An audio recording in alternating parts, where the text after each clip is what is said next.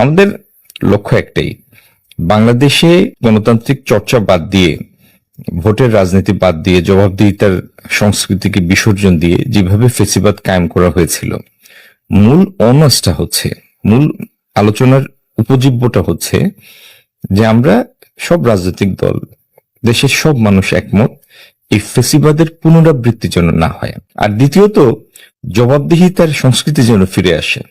তৃতীয়ত, রাষ্ট্রীয় মূল প্রতিষ্ঠান যেগুলির উপর একটা রাষ্ট্রের স্তম্ভ হিসাবে কাজ করে যে প্রতিষ্ঠানগুলি, সেই প্রতিষ্ঠানগুলি কিভাবে ফাংশনাল হবে।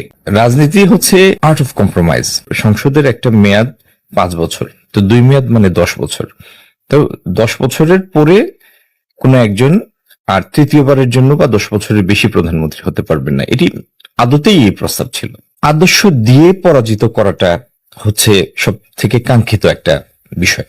আওয়ামী লীগের ক্ষেত্রে যে বিষয়টা, যে আওয়ামী লীগের একদম উঁচু পর্যায়ে থেকে, একেবারে উঁচু পর্যায়ে থেকে তাদের মন্ত্রী, এমপি বা পার্টি স্টলওয়ার্ড যারা ছিলেন, তারা সবাই ক্রিমিনাল অফেন্সের জন্য অভিযুক্ত।